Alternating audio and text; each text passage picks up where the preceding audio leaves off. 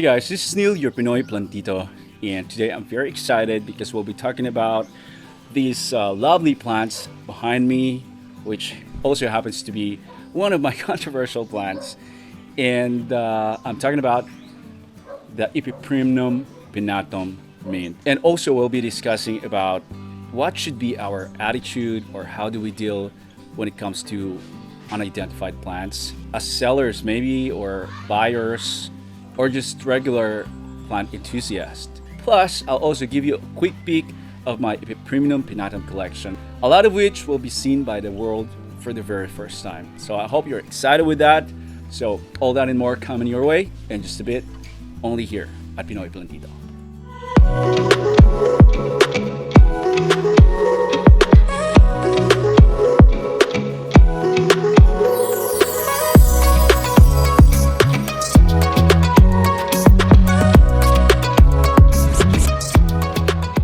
Alright guys, so before introducing you to the different varieties of Epipremnum Pinnatum in my collection, first let's talk about these plants behind me, and this is the Epipremnum Pinnatum mint. Alright, so just a quick backstory about this plant guys and how I got it. It was actually a gift from my sister. My sister's husband was assigned in a faraway municipality in a rural area, so she had to follow him there, and she also took with her some of my plants because she said that she wanted to have a little garden in her new place. So she made friends with some of the people there, especially local gardeners, and they kind of have like a barter. So she thought of giving it to me, and here's how it looked when it arrived here. So when I got it, I already recognized that, of course, it looked kind of different from regular dragon tail. It has variegations, it has lighter color, and all that.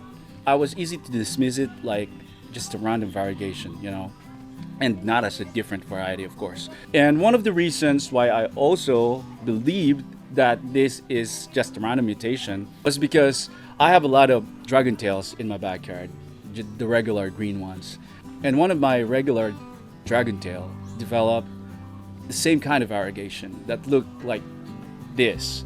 And so I said to myself, yeah, this is just a random mutation. I was amazed at how beautiful it looked, so I took a picture of that. Here it is. So I just allowed this plant to grow in my backyard.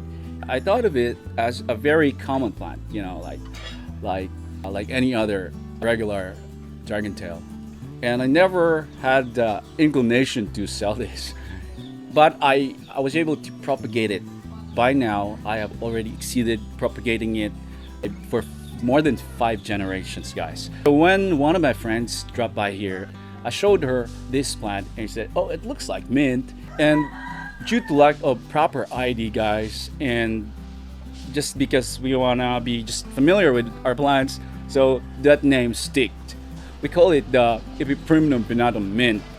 The regular that became mutated, we call it the Epipremnum Pinnatum yellow splash.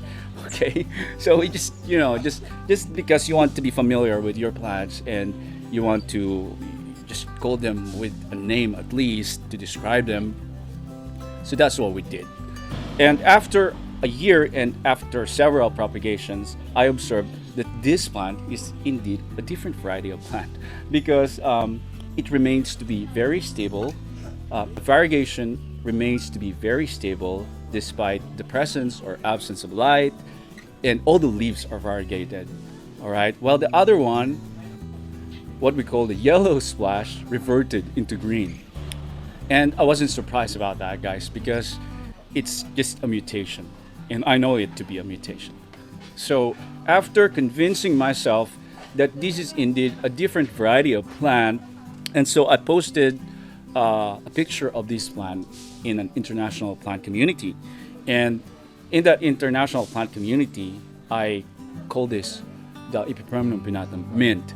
And a lot of people do not recognize this plant. And I totally was okay with that because I know that it isn't properly ID'd really.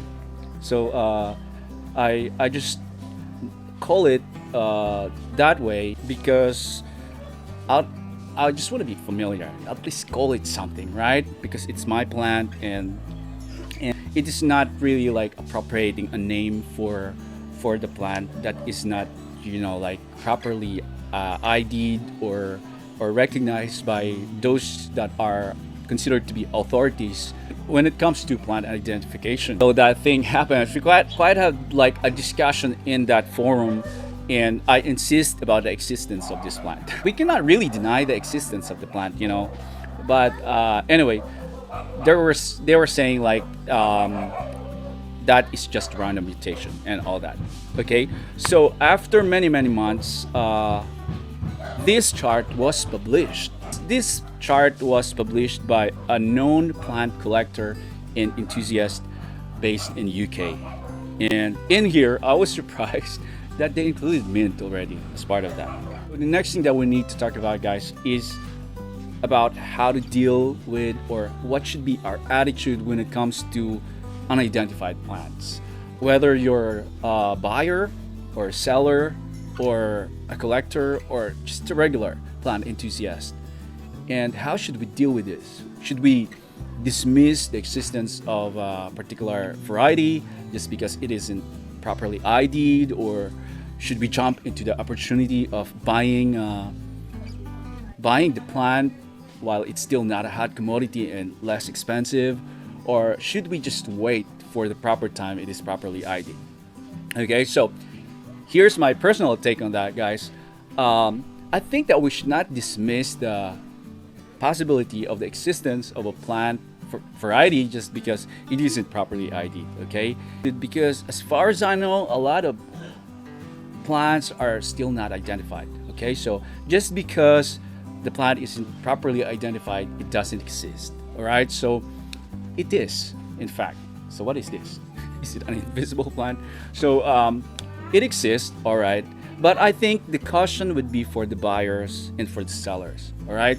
So a lot of the sellers are trying to name new varieties of plants, as a commercial tactic to sell plants for a lot more, so that they can jack up the price just because this plant is a new variety or a rare variety and all that. I think that is the problem. And the sad thing is, a lot of these naming games happen not really with a new variety, but the same variety only that has, a few mutation. A good example for that will be like syngoniums, all right? So in syngoniums, some sellers are claiming that White Knight is a new variety that has heavier variegation than the albo, but they are in fact one and the same plant. We must take note that variegation varies depending on the environment and the care that is given to a particular plant. And in the same way, Syngonium raspberry is also one and the same with pink Scott, but an introduction of this plant with a new name might confuse some Syngonium collectors and purchase it as a new variety of Syngonium. If you're someone who's not really familiar with plant identification and you don't really like scrutinize every detail of the plant, you might end up buying a plant that you already have, and sadly at a higher price, okay, just because it's a tactic of some of the sellers. I don't think that it is correct to appropriate names for plants when that name isn't really recognized by the experts in the field, just because it can be abused by a lot of sellers, okay, especially to those people who are more vulnerable when it comes to plant identification. So I say that if you want to buy a specific type of plant, you make a lot of research about it, all right? The question is, will I jump into the opportunity of getting a new variety of plant before it becomes hot in the market and becomes more expensive, when it is finally produced in a large scale and finally introduced to the world? I would say probably yeah, but I will make a research really about its source, about, especially the important thing to me is that it is not something that is poached or was taken from the wild, because I think that it is part of our social responsibility as responsible plant enthusiasts see to it that our demands will not result to the collection of wildlife and plant poaching. So that's my personal take on how I should deal with unidentified plants, guys. But it's, of course, it depends on you really, on how you should deal with them.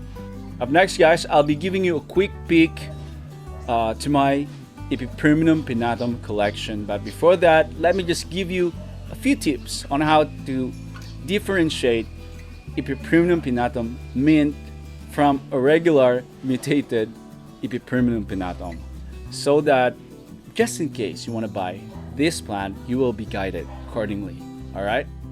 So this plant, guys, is a regular mutated Epipremnum Pinnatum. As you can see, it has also really nice variegation, guys, that kinda resembles Epipremnum Pinnatum mint, and you see that and that. Okay, but the thing about this plant is that it will have also green leaves like this without any sign of variegations at all.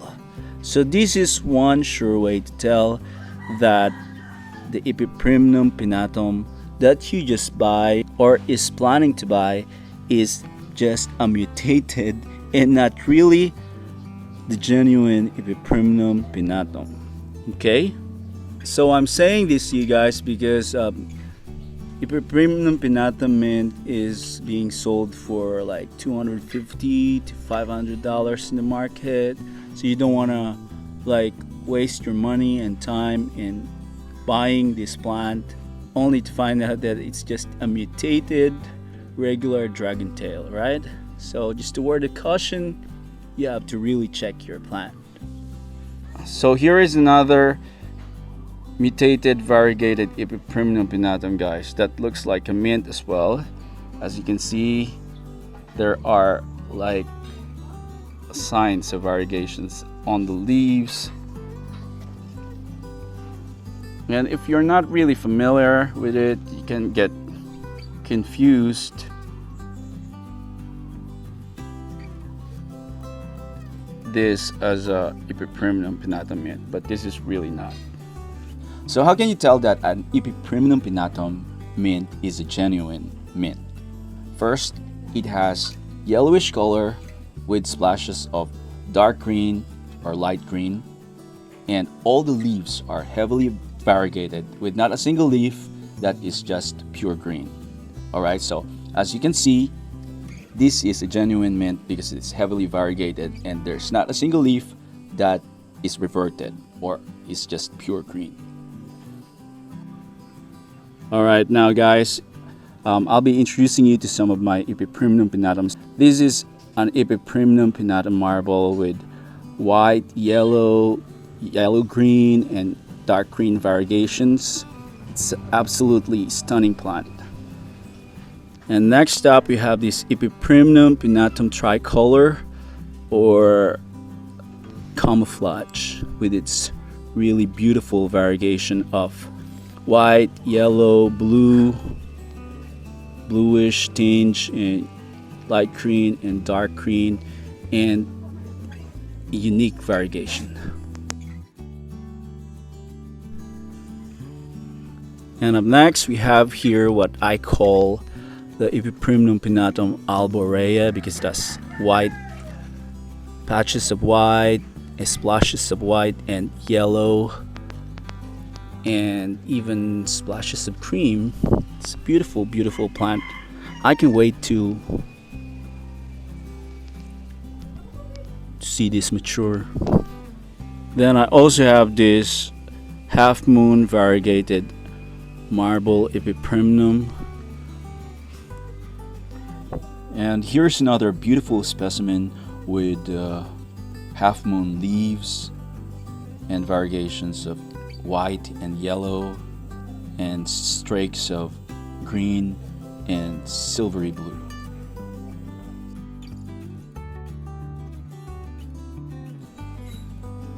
On the other hand, this is an Epipremnum Pinnatum skeleton key that's still in its juvenile stage.